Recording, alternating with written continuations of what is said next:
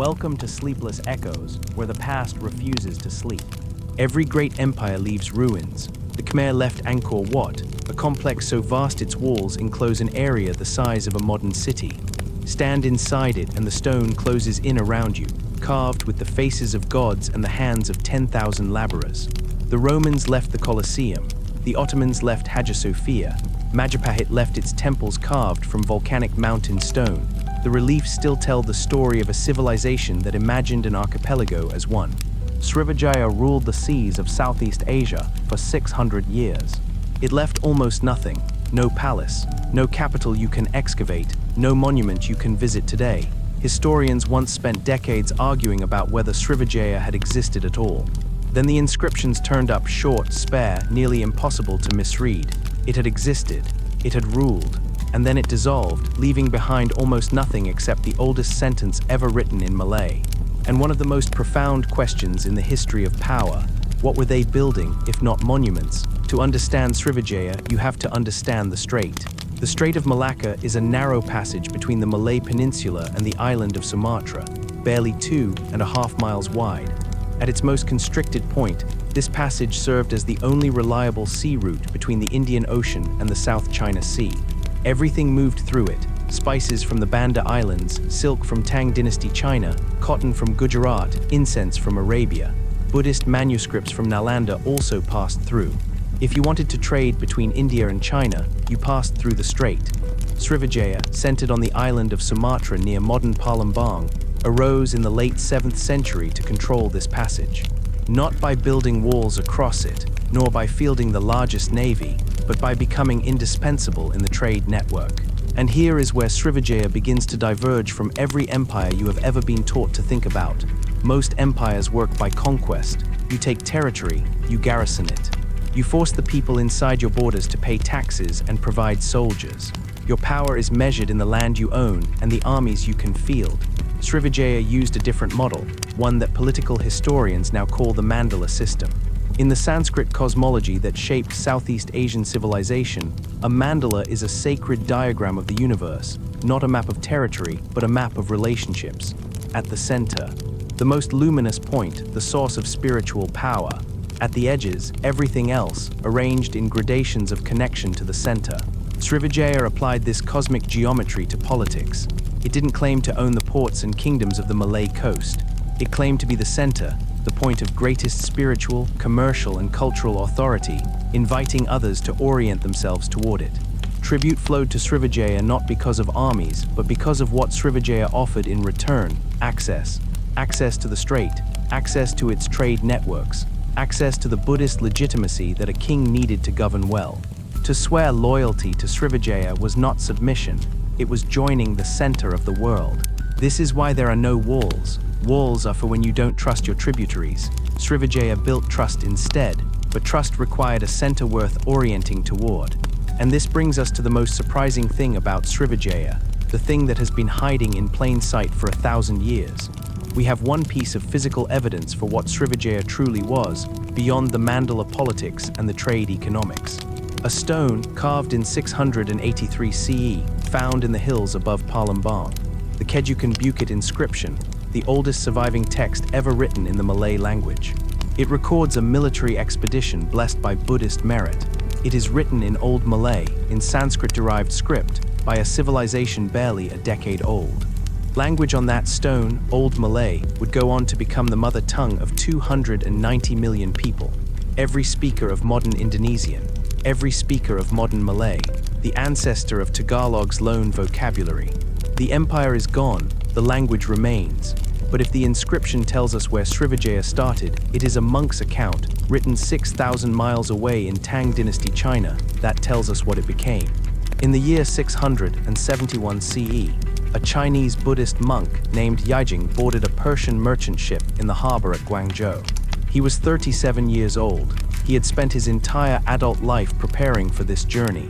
His destination was India, specifically the monastery of Nalanda in the kingdom of Magadha. Nalanda was the greatest center of Buddhist learning in the world. Thousands of monks studied there. Its library held hundreds of thousands of manuscripts covering philosophy, medicine, mathematics, and Mahayana thought. To study at Nalanda was the highest aspiration a Buddhist scholar could hold. 22 days later, the ship made its first landfall, the port of Srivijaya on the island of Sumatra. Yijing stayed for 6 months. He was learning Sanskrit, the scholarly language of Buddhism, the key that unlocked every text he hoped to read in India. Srivijaya had teachers, good ones, patient and learned men who had themselves studied from Indian masters. So Yijing sailed on to India. He spent years at Nalanda. He studied. He copied manuscripts. He witnessed the full depth of the Buddhist world he had traveled so far to find. And then on his way home, he stopped in Srivijaya again. This time he stayed for 7 years. What kept him there? What made him write the account that is now our most detailed contemporary description of the Srivijaya Empire was not gold or trade or political sophistication, though all of those were present. It was the monks, more than 1,000 of them, Yijing wrote, resident in the capital. Monks from China, from the Malay kingdoms, from Java, studying Sanskrit grammar, Mahayana philosophy, the Abhidharma, the vast systematic analysis of Buddhist psychology and cosmology. Monks copying texts, monks teaching. Yijing called Srivijaya the equal of Nalanda. Think about what that sentence means. Nalanda, the greatest university in the Buddhist world in India. And here, on an island in the Malay world, a scholar who had been to both placed them in the same breath. He gave a specific recommendation in his account, one that would echo through centuries of Buddhist scholarship. He advised that any Chinese monk wishing to study at Nalanda should stop in Srivijaya first, spend at least a year learning Sanskrit grammar and Buddhist philosophy from the teachers there, and then proceed to India. Srivijaya was not a way station, it was a prerequisite. For a moment, sit with that geography. The Buddhism that reached China, Korea, and Japan did not travel in a straight line from India. It curved, it bent through Srivijaya, through the Sanskrit teachers on the banks of the Palembang River, through the monks Yijing wrote about, through the manuscripts that were copied and recopied in that city of 1,000 scholars. When a Japanese monk in the 8th century received a Buddhist text translated into Chinese, a text he would build his entire practice on, that would shape the Buddhism of a nation, the chain of transmission likely passed through Srivijaya, through a scholar whose name we have lost, in a library whose walls we can no longer find. Every merchant ship that pulled into Srivijayan harbor left with a cargo, gold, spices, porcelain. These are the things historians count because they leave records, tariff documents, merchant accounts, excavated goods. But the other ships, the ones carrying monks, they left with something heavier, the weight of understanding. Srivijaya's most significant export was invisible. It could not be seized by pirates, taxed at the gate, or melted down. Every idea that passed through its monasteries, every philosophical argument, every meditation technique, every grammatical insight into Sanskrit traveled on and arrived intact, and it multiplied wherever it landed. The Khmer built in stone because stone endures. Majapahit wrote in epic verse because poetry carries culture across generations. Srivijaya built in something more durable than both. In the minds of 10,000 monks who left the city knowing things they had not known. And yet, here is the question that Act 2 does not answer. If Srivijaya's power lived in knowledge and networks rather than in walls? What happens when the storms come?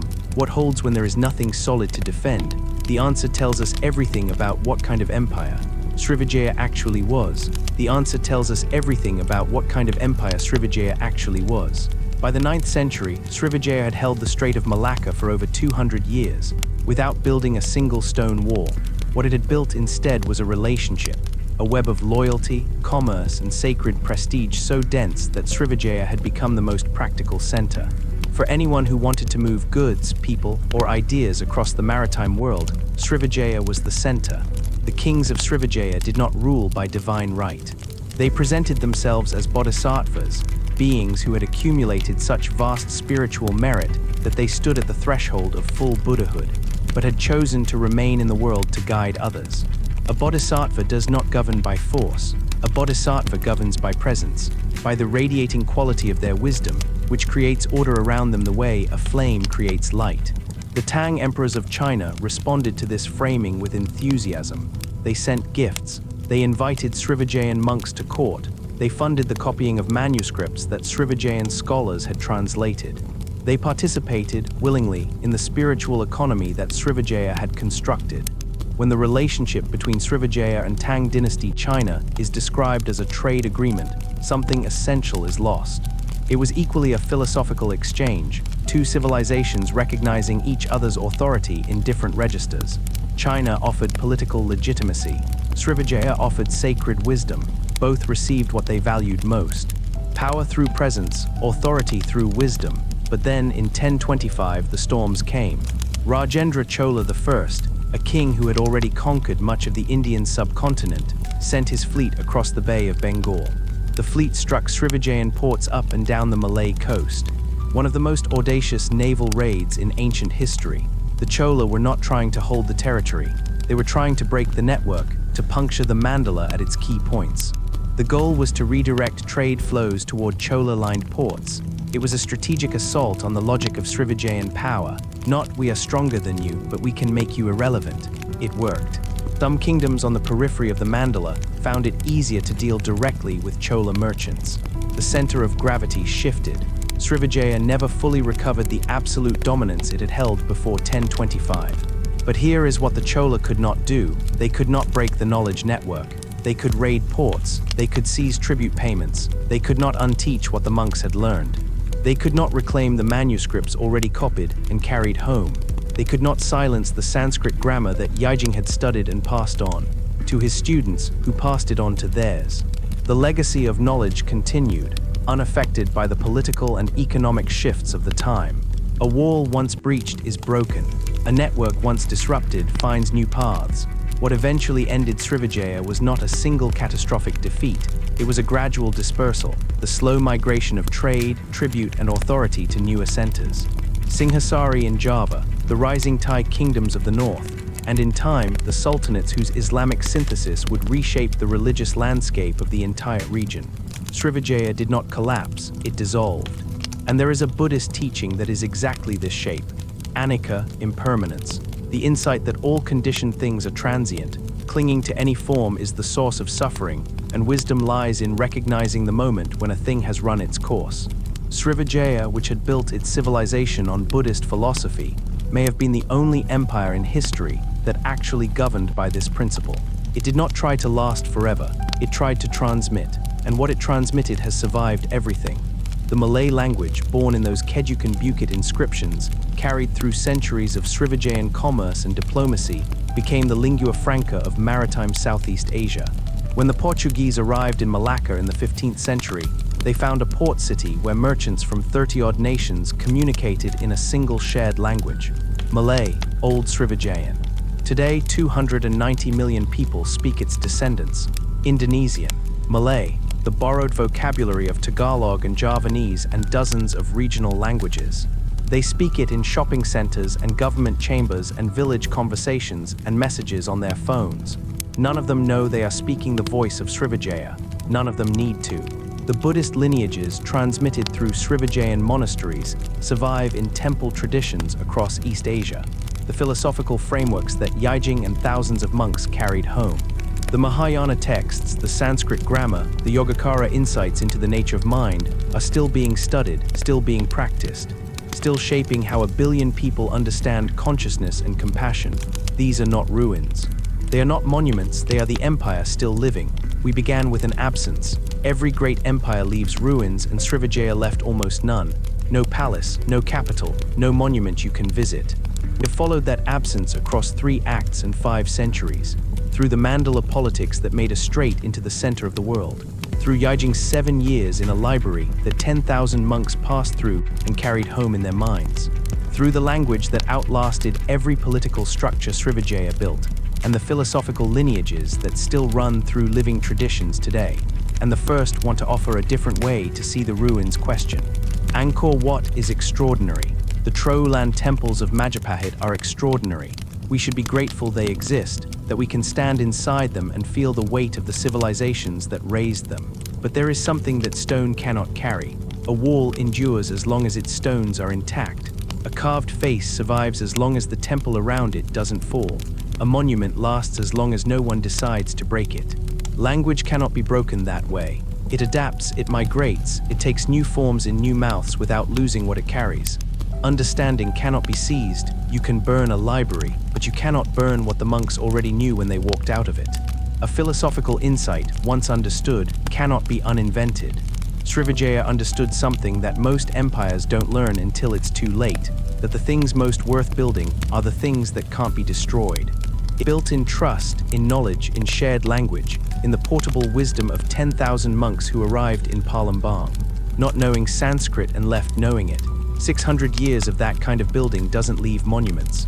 It leaves a world. We are living in what Srivijaya built. We just didn't know what to look for.